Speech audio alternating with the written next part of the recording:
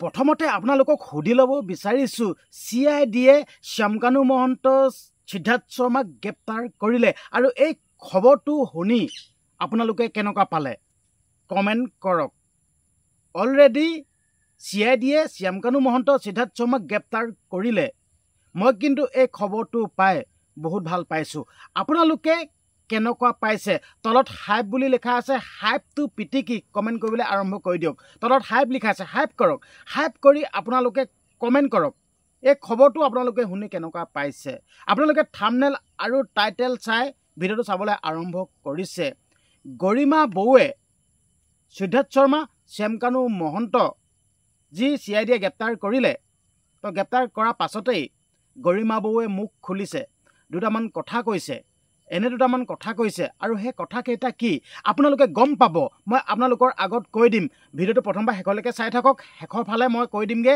গৰিমা বৌৱে কি বুলি ক'লে গ্ৰেপ্তাৰ কৰা দেখি কি বুলি ক'লে গ্ৰেপ্তাৰ কৰা খবৰটো শুনি শ্যামকানু মহন্ত সিদ্ধাৰ্থ শৰ্মাক গ্ৰেপ্তাৰ কৰা বুলি খবৰটো শুনাৰ লগে লগে গৰিমা বৌৱে কি বুলি ক'লে মই কৈ দিম আপোনালোকে গম পাব বৰ্তমান সময়ত গৰিমা বৌ উপস্থিত আছে যোৰহাট ষ্টেডিয়ামত আজি জুবিন গাৰ্গৰ আদ্যশ্ৰাদ্ধ পতা গৈছে যোৰহাট ষ্টেডিয়ামত আৰু তাত উপস্থিত আছে আৰু তাৰ পৰাই গৰিমা বৌৱে এই দুটা কথা কৈছে আৰু সেই কথাকেইটানো কি গম পাবৰ কাৰণে ভিডিঅ'টো চাই থাকক হাতত হেণ্ডকাপ লগাই বিমানবন্দৰৰ পৰা সিদ্ধাৰ্থ শৰ্মা শ্যামকানু মহন্ত এই কালপিত দুটাক CIDয়ে হাতত হেণ্ডকাপ লগাই চুচৰাই আনিছে এই খবৰটো শুনি মই একদম ইমানেই সুখী হৈছোঁ নহয় আৰু মাননীয় মুখ্যমন্ত্ৰী হিমন্ত বিশ্ব শৰ্মা ডাঙৰীয়া দেৱক ধন্যবাদ জনাইছোঁ আৰু লগতে CIDক ধন্যবাদ জনাইছোঁ আপোনালোকে আপোনালোকৰ যি আইনত যেনেকৈ আপোনালোকে তদন্তবিলাক আগবঢ়াই নিব লাগে আপোনালোকে তদন্তবিলাক আগবঢ়াই নি থাকক মুঠপত দুখীয়ে উপযুক্ত শাস্তি পাব লাগে জুবিন দাই ন্যায় পাব লাগে আপোনালোকে আপোনালোকৰ আইনৰ প্ৰক্ৰিয়াৰে আপোনালোকৰ নিজৰ ষ্টাইলত আপোনালোকে আপোনালোকৰ তদন্তবিলাক আগবঢ়াই নি থাকক আমি অসমবাসীৰ ৰাইজ আছোঁ আমি সম্পূৰ্ণ সহযোগিতা কৰিছোঁ আপোনালোকৰ লগত আৰু লগতে আমি মাননীয় মুখ্যমন্ত্ৰী হিমন্ত বিশ্ব শৰ্মা ডাঙৰীয়া দেৱকো অনুৰোধ কৰিছোঁ যাতে দোষী আইনী মেৰ পাকত ঠিক আছে আইনৰ সুৰুঙাৰে যাতে বাচি নাযায় আইনৰ সুৰুঙাৰে যাতে বাচি নাযায় সেয়াই অনুৰোধ কৰিছোঁ আপুনি এই ক্ষেত্ৰত আপুনি অলপ চকু দিব আৰু মাননীয় মুখ্যমন্ত্ৰী হিমন্ত বিশ্ব শৰ্মা ডাঙৰীয়া দেৱক মই এনেও বহুত ভাল পাওঁ এইটো কাৰণে ভাল পাওঁ মানে যি কৰিম বুলি কয় তাক কৰি দেখায় যি দিম বুলি কয়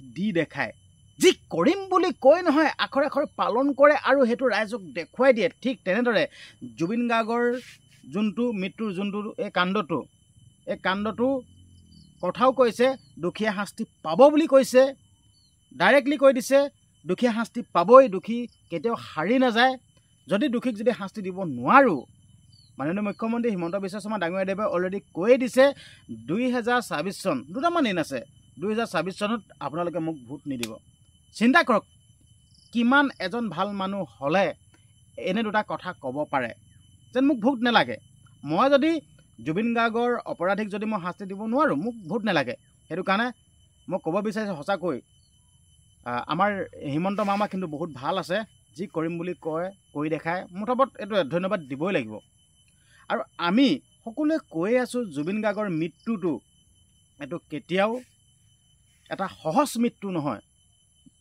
আমি সকলোৱে কৈ আছোঁ আপোনালোকে কৈ আছে মই কৈ আছোঁ আমি সকলোৱে কৈ আছোঁ এইটো এটা কেতিয়াও সহজ মৃত্যু নহয় আমি সকলোৱে কৈ আছোঁ এইটো সহজ মৃত্যু নহয় আৰু হ'ব নোৱাৰি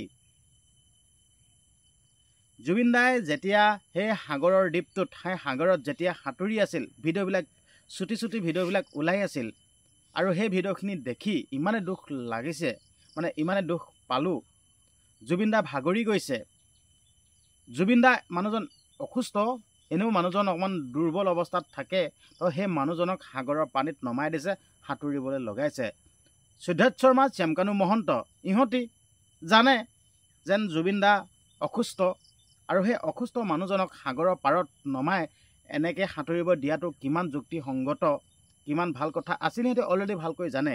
আৰু বাদ্যযন্ত্ৰত জুবিন গাৰ্গৰ বাদ্যযন্ত্ৰত সহায় কৰা শেখৰজ্যোতি গোস্বামীয়ে অলৰেডি কৈয়ে পেলাইছে যেন জুবিন গাৰ্গক বিয়েৰ খোৱা গৈছিল, গাহৰি মাংস।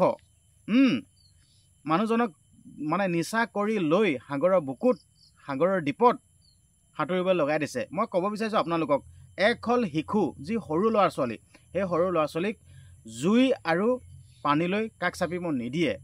আৰু শিশু আৰু মাল খাই থকা নিচা হোৱা মানুহ একেই কথা। তো সেই মাল খাই থকা নিচা হোৱা মানুহজনক কিয় পানী কাষলৈ নিব লাগে? তাতোতকৈ এই কথাটো জানেই সিহঁতি যেন জুবিন দা ভাগৰ বেমাৰ আছে, মানে বেহুচ হৈ যায়। তো সেই বেমাৰটোত কেতিয়াও জুই আৰু পানীৰ ওচৰত নিব নালাগে। আৰু সেই কথাটো জানে, কিন্তু সেই কথাটো জনাৰ পাছতো সিহঁতি লৈ গ'ল। এইটোতো ডাইৰেক্টলি প্লেনিং। আৰু অলৰেডি গৰিমা বৌৱে যোনটো দ্বীপত সাঁতুৰিছিলগৈ, সেই দ্বীপটোৰ কথা অলৰেডি গুগলত চাৰ্চ কৰি, ইণ্টাৰনেটত চাৰ্চ কৰি উলিয়াই পেলালে। সেইটো এটা একদম ভয়ংকৰ জেগা, সেইটো এটা ভুটীয়া জেগা বুলি কৈছে। সেই জেগাডোখৰ এটা ভয়ংকৰ জেগা। সেই দ্বীপটোত ওচৰৰ স্থানীয় মানুহে তাত সেই দ্বীপটোলৈ নাযায়। এইটো এটা মৃত্যুৰ জেগা। এডোখৰত মানুহ মৃত্যু হয়, কেনেকৈ কি মৃত্যু হয় সেইবিলাক ৰহস্য উদ্ঘাটন নহয় বুলি কৈছে। এনেকুৱা এডোখৰ বেয়া জেগাত, এনেকুৱা এডোখৰ ভয়ংকৰ জেগালৈ লৈ গৈছিল ইহঁতি। আৰু এইখিনি কথা গম পোৱাৰ পাছত আমি কি এইটো সহজ মৃত্যু এইটো মানি ল'ম নেকি? এইটো ঘেণ্টা কেতিয়াও মানি নলওঁ আমি ঠিক আছে। বিশেষকৈ আমি এইটো মানি ল'বই নোৱাৰোঁ যেন এইটো এটা সাধাৰণ মৃত্যু বুলি। এইটো ঘেণ্টা আমি মানি নলওঁ। জুবিন দাই কয় এইটো ঘেণ্টা, কিন্তু জুবিন দাৰ আমি প্ৰতিটো আমি কথা, প্ৰতিটো মানে আমাক দি যোৱা প্ৰতিটো বস্তু আমি জীয়াই ৰাখিব লাগিব। সেইকাৰণে ঘেণ্টা আমি বিশ্বাস নকৰোঁ। এইটো বিশ্বাস নকৰোঁ। আপোনালোকে কি বিশ্বাস কৰিব নেকি? এইটো জুবিন দাৰ মৃত্যু সিহঁতি ষড়যন্ত্ৰ কৰি প্লেনিং কৰি, এইটো আগৰ পৰাই এইটো সিহঁতৰ প্লেনিং কৰি এতিয়া এই কামটো কৰিছে বুলি এইটো আমি এনেকৈ ভাবি আছোঁ। আৰু আমি সহজভাৱে ল'বই পৰা নাই। তো এতিয়া গৰিমা বৰুৱাই কি বুলি কৈছিল, সিদ্ধাৰ্থ শৰ্মা আৰু শ্যামকানু মহন্তক গ্ৰেপ্তাৰ কৰাৰ পাছতেই সাংবাদিক বন্ধুসকলে মানে গৰিমা বৌক সুধিছে, আৰু গৰিমা বৌৱে কৈছিল, আৰু সেই কথাকেইটা ষ্টাৰ্টিঙত যেন কৈছিলোঁ আপোনালোকে গম পাব বুলি। তো মই এতিয়া কৈ দিছোঁ শুনক। গৰিমা বৌৱে এটা কথা কৈছে যেন আইনে আইনৰ কাম কৰিছে, আইনে এনেও আইনৰ কাম কৰি দোষী শাস্তি দিবই। আৰু জুবিনক কিয় এনেকুৱা কৰিলে, জুবিনৰ লগত কি হৈছিল, সেই কথাটো জানিব বিচাৰিছে।